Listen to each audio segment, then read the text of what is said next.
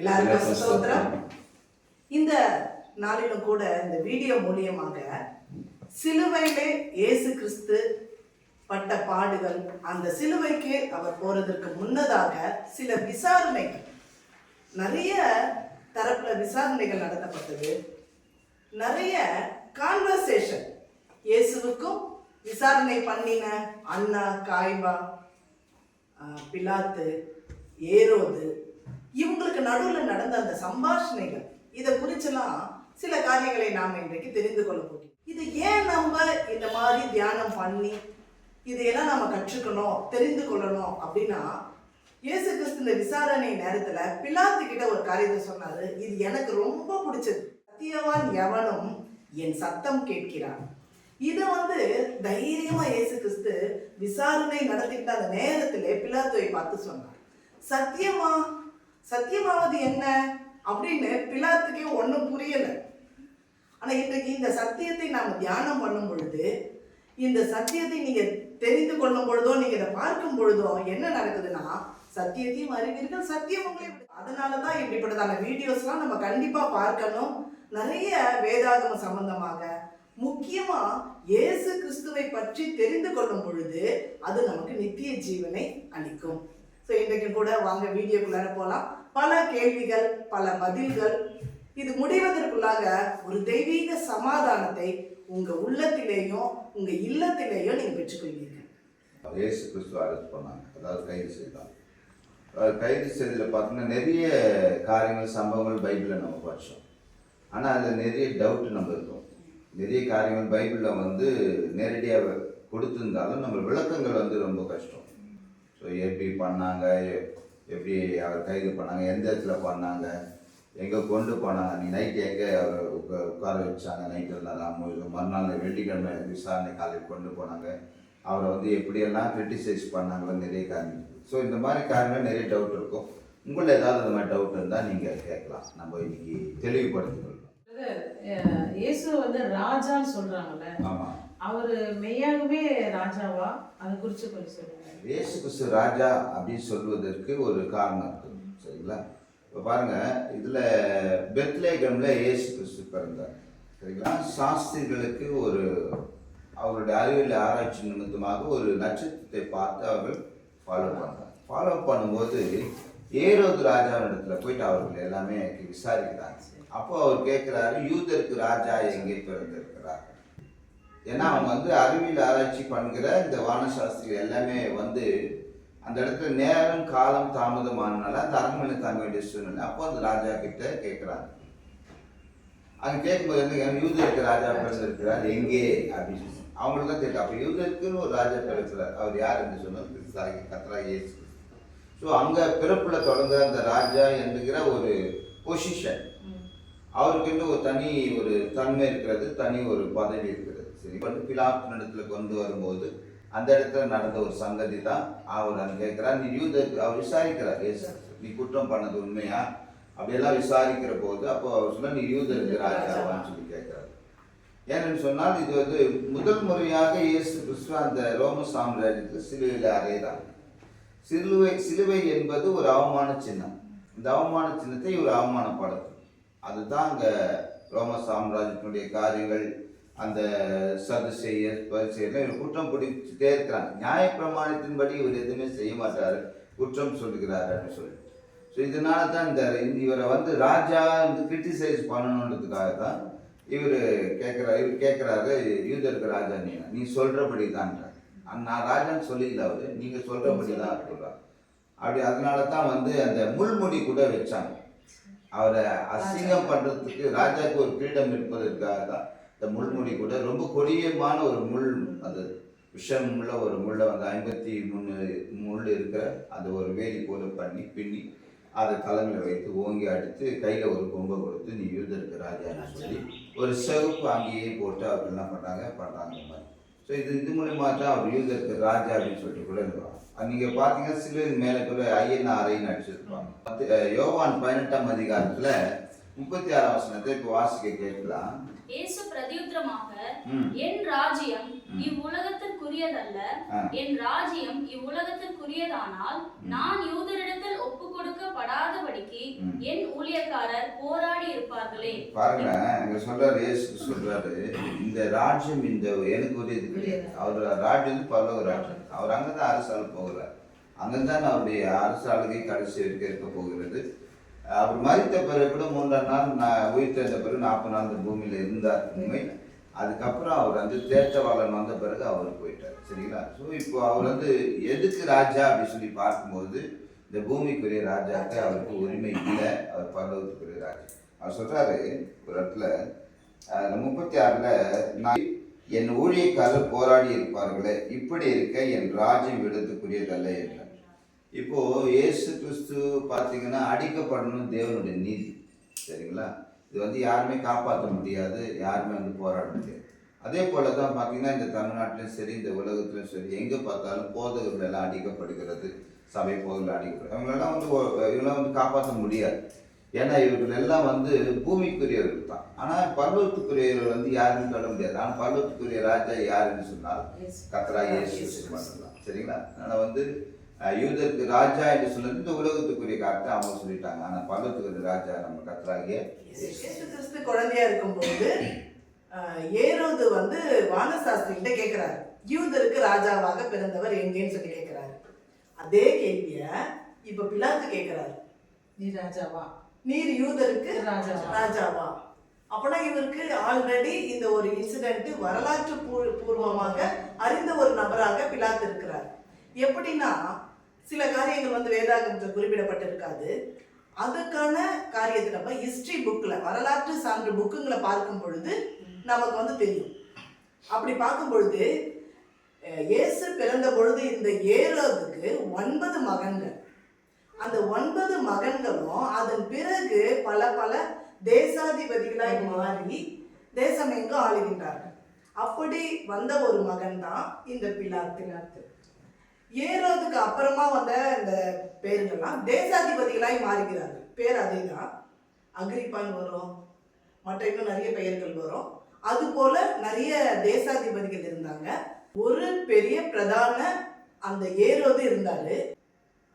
அவர்களுடைய பிள்ளைகளாய் மாறும் பொழுது தேசாதிபதிகளாய் மாறினார்கள். அதனாலதான் பிலாத்து வந்து இந்த தேசாதிபதி அவருடைய வழியில வந்தது, அவருடைய பிள்ளையா வந்தது பொழுது இவருக்கு வந்து அந்த நிகழ்ச்சி தெரியுது, யூதருக்கு ராஜாவாக பிறந்தவர். அந்த நிகழ்ச்சி தெரியறதுனால சேம் கொஸ்டினை தேசாதிபதி ஆகிய பிலாத்தோ கேட்கிறார். இயேசு கிறிஸ்துவுக்கு தலையில முள்முடி வைக்கப்பட்டதுன்னு சொல்றாங்க.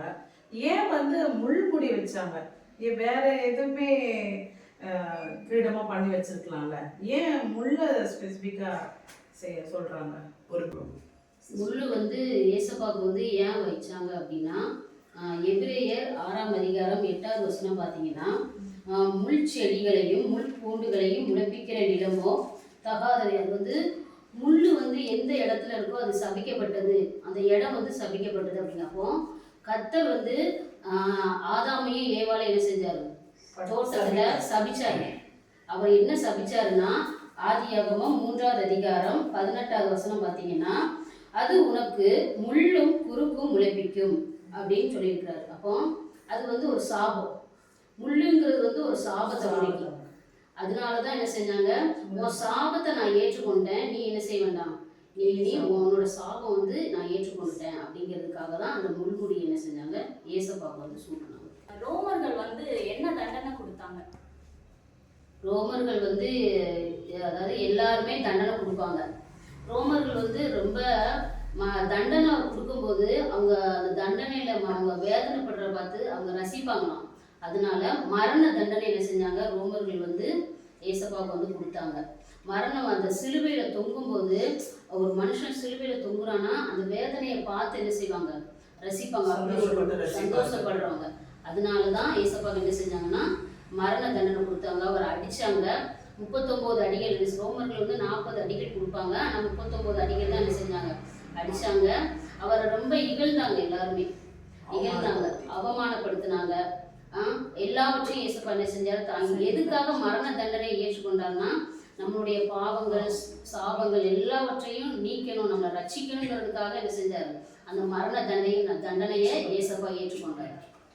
சரிங்க சார். இப்போ அண்ணா காய்பா பிரதான ஆசாரியரா இருந்தாலும் அவங்க கிட்ட இயேசு கிறிஸ்துவை அனுப்பாம அவர் தண்டனை கொடுக்காம ஏன் வந்து இயேசு கிறிஸ்துவை யூதர்களே பனிஷ்மெண்ட் கொடுத்துருக்கலாம், ஆமா அவங்களே கொடுத்துருக்கலாம்ல. அண்ணா பைப்பா அந்த டைம்ல கொடுக்கலாம்ல, அவங்களுக்கு ரைட்ஸ் இருக்குதுல்ல. ஏன் வந்து பிலாத்து கிட்ட அனுப்பப்பட்டாங்க? இயேசு கிறிஸ்துவ வந்து விசாரணைக்காக கொண்டு போன பொழுது முதல்ல கொண்டு போனதே ஒரு பிரதான ஆசாரியர்கள் கிட்ட தான்.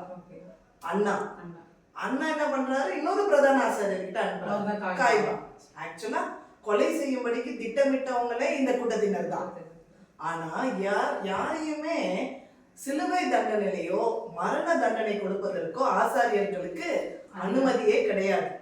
அதனால அவங்களால என்ன பண்ண முடியல, எந்த விதமான மரண தண்டையும் அவங்களால கொடுக்க முடியாம இன்னொரு விசாரணைக்குன்னு சொல்லி அந்த தேசாதிபதியாகிய பிலாத்து கிட்ட அனுப்புறாங்க. பிரதான ஆசாரியர்களால அது கொடுக்க முடியல. ஆனா 2 விசாரணை இயேசு கிறிஸ்துவுக்கு நடந்தது. என்னென்ன விசாரணை சொல்லுங்க பார்க்கலாம். 2 தரப்புல விசாரணை இயேசு கிறிஸ்துவுக்கு நடந்தது. என்னென்ன விசாரணை? சூப்பர். மத ரீதியாகவும் நடந்தது, அரசியல். மத ரீதியா நடந்த பிரதான ஆசிரியர்கள் நடந்ததுக்கு மரண தண்டனை கொடுக்க முடியாது, சாட்சி சரியில்லை, அவங்களுக்கு மரண தண்டனை கொடுப்பதற்கு உரிமை இல்லை, கல்லெறியறதுக்கு தான் உரிமை. ஸோ மரண தண்டனை கொடுக்கறதுக்கு நியாய பிரமாணத்துல அதுக்கு உரிமை இல்லை. அதுக்காக நம்ம அரசியல் ரீதியாக ஒரு விசாரணை நடக்கிறது. அது குறித்து பேசுவாங்க. விசாரணை வந்து ஃபர்ஸ்ட் வந்து மத ரீதியா விசாரணை பண்றாங்க. யார்கிட்ட கொண்டு போறாங்கன்னா அண்ணா அவர்கிட்ட தான் என்ன செய்றாங்க, கொண்டு போறாங்க. அவர் வந்து பிரதான ஆசாரியர். அவரை கொண்டு போறாங்க. அது வந்து மத்தேயு 26ஆம் அதிகாரம் 62 to 66 வசனம் வரைக்கும் என்ன செய்யும், அவர் வந்து விசாரிப்பார். அதுக்கு பிறகு காய்பாட்டை என்ன செய்வாங்க, கொண்டு போவாங்க. அது வந்து அதுக்கு பிறகும் காய்பாட்டை இருந்து மறுபடியும் என்ன செய்வாங்கன்னா அண்ணாயிட்டே கொண்டு போவாங்க. அதுக்கு பிறகு இந்த அவங்க எல்லாம் விசாரணை பண்ணிட்டு முடியாது அப்படின்னு சொல்லிட்டு தான் என்ன செய்வாங்கன்னா அரசியல் ரீதியாக என்ன செய்யணும், அவ்வளோ சாட்சிகள் என்ன செய்யல, ஸ்ட்ராங்காக இல்லை, இவங்க வந்து நமக்கு அதாவது மேலோட்டமாக பண்ணுறாங்க அப்படின்னு சொல்லிட்டு மேல் இடத்துக்கு நம்ம என்ன செய்வோம், ஒரு குற்றம் சாட்டப்பட்டுச்சுன்னா மேல் இடத்துக்கு கொண்டு போகலாம். அதே மாதிரி அரசியல் ரீதியாக என்ன செய்யணும், இந்த பிரச்சனையை கொண்டு போனால் தான் நல்லா ஸ்ட்ராங்காக நிற்கும் அப்படின்னு சொல்லி ஃபஸ்ட்டு பிலாத்துட்ட தான் என்ன செய்கிறாங்க, கொண்டு போகிறாங்க. பிலாத்துட்ட கொண்டு போன பிறகு அவர் என்ன செய்கிறாரு, விசாரிச்சுட்டு இல்லை நீங்கள் வந்து என்ன செய்யுங்க, ஏரோதுகிட்ட கொண்டு போயிருங்க அப்படின்னு சொல்லி 5ஆவதாக மறுபடியும் ஏரோதுகிட்ட கொண்டு போகிறாரு. ஏரோது வந்து முன்னாடியே என்ன செய்வார்னா இயேசு வந்து பார்க்கணுன்னு ரொம்ப ஆசைப்படுகிற ஒரு மனுஷன். அவர் வந்து இயேசு வாரான்னு சொன்னா அவரை பார்த்துட்டு நீ தான் அந்த இயேசுவா அப்படின்னு சொல்லி ரொம்ப நக்கலா ஏளனமா என்ன செய்யறாரு கேட்டுட்டு, எவ்வளோ அசிங்கப்படுத்த முடியுமோ அவ்வளோ என்ன செய்யறாரு, ஒரு ஏளனமா இயேசப்பாவை அசிங்கப்படுத்திட்டு, நீங்க மறுபடியும் என்ன செய்யுங்க, என்னால தீர்ப்பு வழங்க முடியாது, நீங்க என்ன செய்யுங்க, மறுபடியும் பிலாத்துட்டே என்ன செய்யுங்க, கூட்டிட்டு போயிருங்க அப்படின்னு சொல்லி பிலாத்துட்ட கொண்டு போனோன்னே எல்லா ஜனங்களும் நீங்க என்ன செய்யுங்க, இயேசு என்ன செய்யுங்க, சிலுவையில் அறைங்க. அவங்க பிலாத்துக்கு வந்து என்ன சொல்றதுன்னே தெரியல. ஜனங்கள் வந்து என்ன செய்யறாங்கன்னா இயேசுவை சிலுவையில் அறையணும் அப்படின்னு என்ன செய்யறாங்க, ரொம்ப கூக்குரல் இட்ட உடனே இவங்கிட்ட நான் என்ன செய்யல, ஒரு குறையும் காணலை அப்படின்னு சொல்றாரு அந்த ராஜா வந்து. அப்போ ஜனங்கள் மேலும் மேலும் கூக்குரல் இடும்போது அதுக்கப்புறம் என்ன செஞ்சிருக்காருன்னா கையை கழுவிட்டு ஜனங்கள்கிட்ட என்ன செஞ்சிருக்காரு, இயேசுவை வந்து ஒப்பு கொடுத்துருக்காரு. வந்து ஏரோது கிட்ட அனுப்பணும், இவரே ஒரு தேசாதிபதி தானே, ஏன் பிலாத்து வந்து ஏரோது கிட்ட அனுப்பணும் அப்படின்னா, இவரை குறிச்சி குற்றம் விசாரணை பண்ணும்பொழுது யூதர்கள் பிரதான ஆசிரியர்கள் இயேசு கிறிஸ்துவை பத்தி குற்றம் சொல்லும் பொழுது இவர் கலிலேயா தேசத்துல அப்படின்ற ஒரு வார்த்தையை சொல்றாங்க. அப்போ இவர் கலிலேயனா அப்படின்ட்டு பிலாத்து வந்து பதறிறாரு.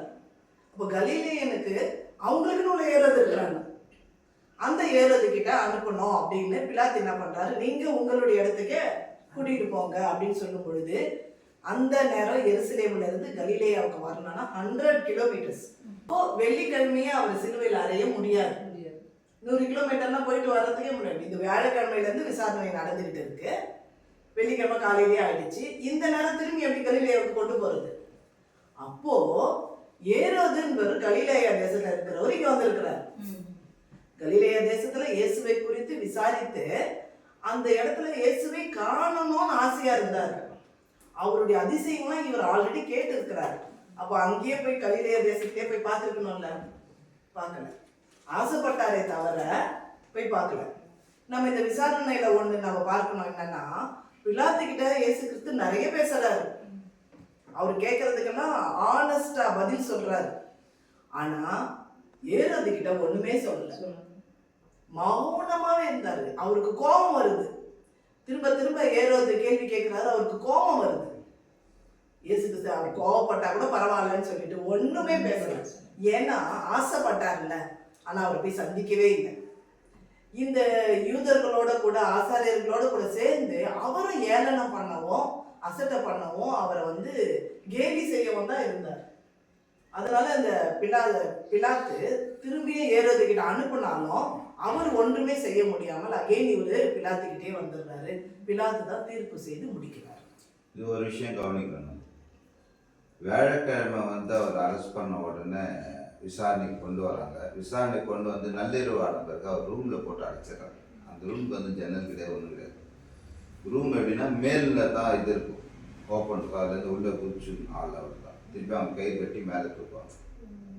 அப்போ இப்போ எப்படி நம்ம இந்த நிகழ்ச்சிக்காக ஃபேன் ஆஃப் பண்ணிட்டு எப்படி ஒரு இது இருக்கிறோமோ அது போல் அந்த இடத்துல இந்த ரூமில் காற்று இல்லாதனால அவருக்கு ஹோல் நைட் ஃபுல்லாகவே வேர்த்து ஹோல் பாடியில் இருக்கிற எல்லா தண்ணியும் வந்துச்சு. ஏற்கனவே கெச்சமன தோட்டத்தில் ரத்த வேர்வை செஞ்சு தோட்டத்தில் ஜபம் பண்ணிட்டு வரும்போது அதுலேயே பாதி வேர்வை செஞ்சு ரத்த வேர்வை செஞ்சுருக்காரு. ப்ளஸ் இந்த ரூமில் அடைச்சதுனால முழு ஹோல் பாடியில் இருக்கிற எல்லா விதமான வாட்டர் எல்லாமே வெளியே வந்து தான் சொல்கிறாங்க ஆராய்ச்சியில்.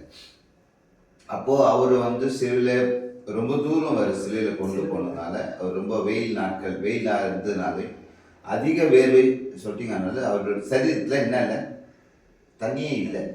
அந்த தண்ணி ஒன்றுமே இல்லை அவர் சரீரத்தில். அதனால தான் அவர் ரொம்பவே கஷ்டப்பட்டு அவர் சோர்வாகி தான் போகும்போது தான் அந்த சீரான ஊரானாகிய இந்த யோசேப்பு வந்து அவருக்கு தள்ளாடி கீழே வந்த பிறகு கூட அந்த சிலுவை எடுத்துக்கொண்டு அவர் நடக்கிறார். அது ரொம்ப பலவீனப்பட்டதுனால சரிங்களா. அதனால் வந்து இந்த நிகழ்ச்சி கொஞ்சம் நிறைய பேருக்கு தெரியாது. அவர் வந்து அடைச்சி வச்சு தெரியாது. ஏன்னா அந்த ஒரு ரூமில் அடைச்சி வச்சா எப்படி இருக்கும், தண்ணீர் உடம்புல இருக்க தண்ணி எல்லாமே விடும். அதனால் ரொம்ப சரீரத்தில் ரொம்ப ஒடுக்குன ஒரு மனுஷனாக இருந்தாருன்னு சொல்லப்படுது. அதான் அவர் பேசும்போது ஒரு வார்த்தையே தாகமா இருக்கிறேன் அறியாம அந்த தவிப்பான அந்த வார்த்தையே வந்துச்சு. அவர் வந்து ஒவ்வொரு வேர்டும் 7 வார்த்தை நம்ம வந்து சில மணி நேரத்தில் சபையில் கேட்டுறோம். ஆனால் ஒவ்வொரு வேர்டும் வந்து பார்த்தீங்கன்னா பல மணி நேரம் அது ஆராய்ச்சி புஸ்தகத்தில் பல மணி நேரம் ஒவ்வொரு வார்த்தைக்கும் ஆயிருக்கு பேசுகிறது. ஏன்னா அது நாக்கு சாதாரண நம்ம ஒட்டிக்கும். ஒரு கொஞ்சம் பேசினாலும் நம்ம தண்ணி குடிக்கிறோம். பட் அவர் வந்து அந்த வெயிலில் சிலுவையில் அறையப்பட்ட அவர் தொங்குறதுனால ரொம்பவும் தாகத்தோடு கூட இருந்திருக்கிறாருன்னு சொல்லி லூக்கா 23ஆம் அதிகாரம் 44வது வசனம். அப்பொழுது ஏறக்குறைய 6ஆம் மணி நேரமாய் இருந்தது. 9ஆம் மணி நேரம் வரைக்கும் பூமி எங்கும் அந்தகாரம் உண்டாயிற்று. ஏறக்குறைய 6ஆம் மணி. 6ஆம் இது வந்து ரோமர்களுடைய நேரம். ரோமர்களுடைய நேரம் என்னன்னா 1 மணி நேரம் அப்படின்னு வரும். இப்போ 1ஆம் ஆம் இம்மு வரும் அந்த இடத்துல. 2ஆம் 3ஆம் 4ஆம் 5ஆம் 6ஆம் அப்படின்னு அவங்களுக்கு 12 வரைக்கும் இம் பக்கத்துல என்ன செய்யும், 12 வரைக்கும் இம் வரும். அப்போ 6ஆம் மணில நம்மளோட டைம் பார்த்தீங்கன்னா 6 to 7. 1ஆம் மணினா அவங்களுக்கு வந்து 6 to 7, 7 to 8, 8 to 9, 9 to 10. 6ஆம் வரும்போது நமக்கு வந்து 11 to 12. அப்போனா 12 to 1. 8ஆம் வந்து 1 to 2. 9ஆம் வந்து 2 to 3. 9ஆம் மணி நேரம் வரைக்கும் தான் இதில் கொடுத்துருக்குறாங்க. 9ஆம் மணி நேரம் வரைக்கும் என்ன செஞ்சாரு, பூமி எங்கும் அந்த. அப்போ நம்மளோட 2 to 3 அதுக்குள்ளதான் ஏசப்பா என்ன செஞ்சிருக்கிறாரு, மரிச்சிருக்கிறாரு. அது நம்மளுடைய நேரம் எந்த நேரத்துல இருந்து எந்த நேரம் வரைக்கும் ஒரு நாள். இந்திய நேரம் படி எந்த நேரத்துல இருந்து எந்த நேரம் ஒரு நாள். 24 மணி நேரம். எந்த நேரம் ஸ்டார்ட் ஆகுது நம்மளுடைய 12 AM எந்த நேரம் 12 மார்னிங் மிட் நைட்ல இருந்து மறுநாள் மிட் நைட் வரைக்கும் 1 டே. ஆனா ரோமருடைய நேரத்தை படி சூரியன் உதிக்கிறதும் சூரியன் அஸ்தமிக்கிறதும் அவங்களுக்கு வந்து ஒரு நாள். ரோமர்களுக்கு வந்து 6 மணி நேரம். 6 மணி நேரத்துல இருந்து 6 மணி நேரம் வரைக்கும் ஒரு நாள். அந்த மாதிரி அவர்களுடைய கணக்கு. அதனால 1ஆம் மணி நேரம் 2ஆம் மணி நேரம் அப்படின்னு ஆதியாகம புஸ்தகத்துல சொல்லப்பட்டிருக்கும். சாயங்காலமும் விடிய காலமும் முதல் நாள் ஆயிடுச்சு. ஈவினிங்கில் தொடங்கி மறுநாள் ஈவினிங் முடியறது தான் ஒரு ஒரு நாள். நாள். ஸோ நேரம் வந்து வித்தியாசமாகும். இயேசு கிறிஸ்து மரிக்கும் பொழுது ஒரு காரியம் நடந்தது.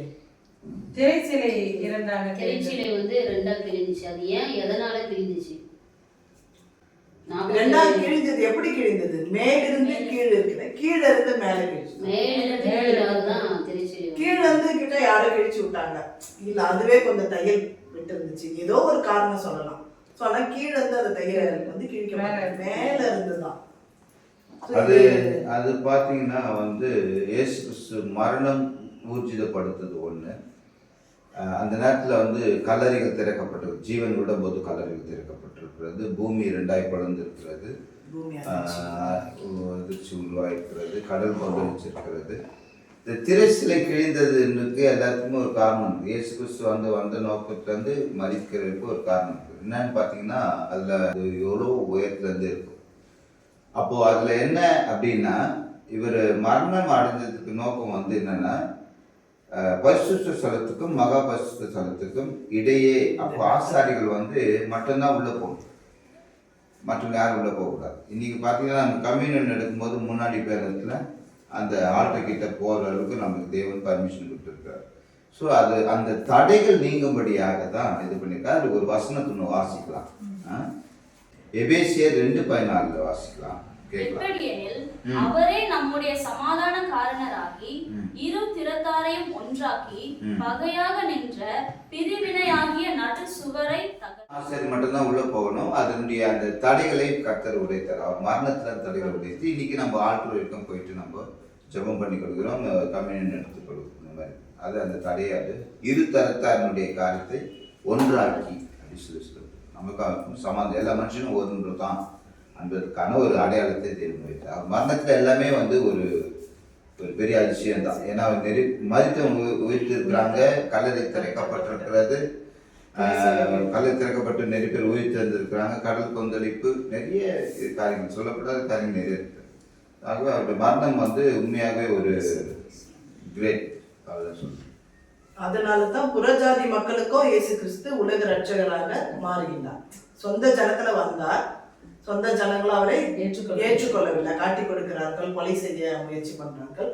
ஏன்னா இப்ப என்ன நடக்குது, எல்லாருக்கும் புறஜாதி மக்கள் அகில உலகத்திற்கும் ரட்சகராக அவர் என்ன பண்ணிடுறாரு மாறி. ஒரு டவுட் ஆண்டி, ஏசப்பா வந்து கெத்செமனே தோட்டத்துல பிரேயர் பண்ணும்போது உமக்கு சித்தமா இருந்தா இந்த பாத்திரம் வந்து என்னோட நீங்கும்படி பிரேயர் பண்றாரு, ஆகிலும் உங்களுடைய சித்தம் அப்படின்னு சொல்றாரு. அப்புறம் சிலுவையில் அறையப்படும் போது அவர் வந்து ஏன் என்னை கைவிட்டீங்க அப்படின்ட்டு கேள்வி கேட்கிறாரு. அது வந்து ஏன் அந்த கேள்வி கேட்கிறாரு, அந்த மாதிரி கேட்டாரு. லூக்கா 23வது அதிகாரம் 44வது வசனம் வந்து பூமி எங்கும் அந்தகாரம் உண்டாயிடுச்சு அப்படின்றது. ஏன் அவர் வந்து அந்த அந்தகாரம் உண்டாயிடுச்சுன்னா, அந்த இடத்துல ஏசப்பா வந்து என் தேவனே ஏன் என்னை கைவிட்டேன்னு கேட்காரு.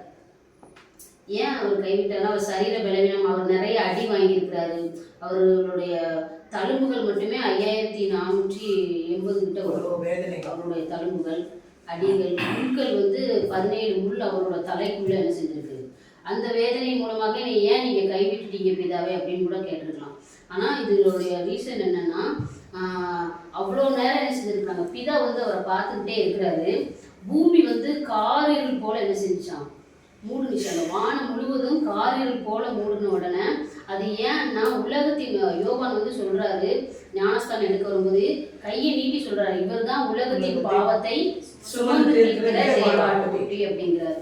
அப்போ உலகத்துல இருக்கிற பாவம், எல்லா பாவமும் என்ன செய்யறாரு, ஏன்னா அவர் வந்து நம்ம பாவத்தை மன்னிக்கிறதுக்கு தான் அந்த சிலுவையில அறையிறாரு. அவர் ஏற்றுக்கொண்டார், எல்லாரோட பாவத்தை ஏற்றுக்கொண்டது நிமித்தமா என்ன செய்யுதுன்னா, அந்த வானம் முழுவதும் என்ன செய்யுது, காரிருள் போன்று காணப்படுது. அந்த காரிருள் வரும்போது பிதாவானவருடைய முகம் என்ன செய்யுதுன்னா ஏசப்பாவுக்கு மறைக்கப்படுது. அதனாலதான் ஒரு ஏக்கத்துல கேட்காரு, ஏன் பிதாவே இவ்வளவு நேரம் நீங்க பார்த்துட்டு தானே இருந்தீங்க, இப்ப ஏன் நீங்க பார்க்கல? அப்போ நம்ம பாவம் என்ன செஞ்சுட்டு பிதாவையும் ஏசப்பாவையும் மறைச்சிருச்சு.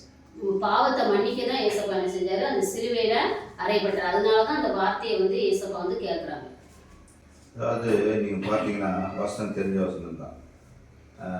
ஒருவன் என்னை பின்பற்ற வர விரும்பினால் அவனை தன்னைத்தானே வெறுத்து தன் சிலுவை, நல்ல கவனிங்கன்னா தன் சிலுவை அவர் சிலுவை எடுக்கிறார். அப்போது மகள் கேட்ட மாதிரி இந்த பாத்திரம் நீங்கள் கொடுமானீங்கன்னா எல்லாமே நம்மளுக்கு எல்லாமே இந்த உலகத்தில் ஒரு கதாபாத்திரம் மாதிரி தான் இருக்கிறோம். எல்லாருக்கும் இப்போ தகப்பன் தாய் பிள்ளைகள் அந்த மாதிரி தான் ஒரு பாத்திரங்களாக இருக்கும், ஒரு ஒரு ஒரு கேரக்டராக இருக்கும்.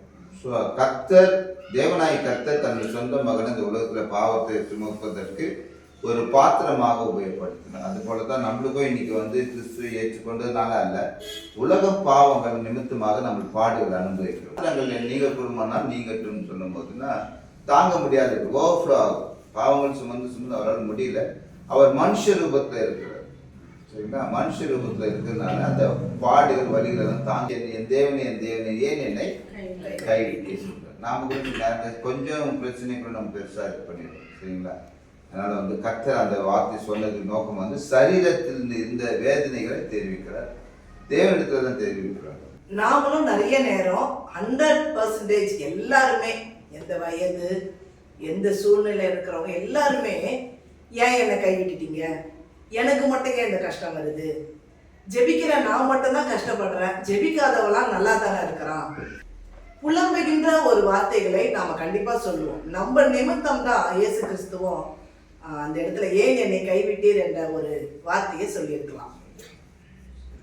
இதுவரைக்கும் நாம இயேசு கிறிஸ்துவோட விசாரணை, அதை தொடர்ந்து சிலுவையின் காரியங்கள் சும்மா மேலாட்டமாக தான் ஹைலைட் போல பார்த்துருக்கின்றோம். நிறைய நேரம் அவர் பாடுகள் பட்டு அடிகள் பட்டு அவ்வளவு யாருக்காகனா எனக்காக, அடுத்த வார்த்தை உங்களுக்காக. இதை பார்த்து கொண்டிருக்கின்ற உங்கள் ஒவ்வொருடைய இருதயத்திலையும் கர்த்தர் கிரியை செய்வார். உங்களுக்காக அவர் அடிக்கப்பட்டார், உங்க சாபத்திற்காக அவர் முள்முடியை ஏற்றுக்கொண்டு அந்த சிலுவையில ஜீவனை கொடுத்து அந்த ரத்தத்தின் மூலியமாக ஏசியா ரொம்ப அழகா தீர்க்க தரிசனம் சொல்லியிருப்பாரு, நமக்கு சமாதானம் உண்டு பண்ணும் ஆக்கினை இயேசு கிறிஸ்து மேல வந்துடுச்சு. அவருக்கு ஆக்கினை, நமக்கு சமாதானம். குடும்பத்துல எல்லா நேரத்துலயும் சண்டை வரும், சண்டை போட்டுனே கூட சர்ச்சுக்கு போவோம், சண்டையில கூட சண்டை வரும், முக்கியமா சண்டையில தான் சண்டையே வரும். ஆனா குட் ஃப்ரைடே அன்னைக்கு மாத்திரம் சண்டையே போட மாட்டோம். ஏன் தெரியுங்களா? நம்மளுக்கு சமாதானம் உண்டு பண்ணும்படிக்கு அவர் சிலுவையில அந்த கேடு அடைந்தார். ஸோ அந்த அந்த தழும்புகள் மூலியமாகவும் அந்த பாடுகள் மூலியமாகவும் நம்ம குடும்பத்துல நமக்கு கிடைச்சது என்னன்னா சமாதானம். இது எந்த விலை கொடுத்தோ எங்கேயும் வாங்கவே முடியாது. இந்த சமாதானத்துக்காகத்தான் இன்றைக்கு அநேகர் கர்த்தராகிய இயேசு கிறிஸ்துவை பின்பற்றுகிறார்கள். இந்த வீடியோ உங்களுக்கு மிகுந்த பயனுள்ளதா இருக்கும் என்று கிறிஸ்து இயேசுவுக்குள் விசுவாசிக்கிறோம். கர்த்தர் உங்களை ஆசீர்வதிப்பாராக. சப்ஸ்கிரைப் பண்ணுங்க, ஷேர் பண்ணுங்க, லைக் பண்ணுங்க, உங்களுடைய ஃபீட்பேக்கை கமெண்ட்ஸ் பண்ணுங்க.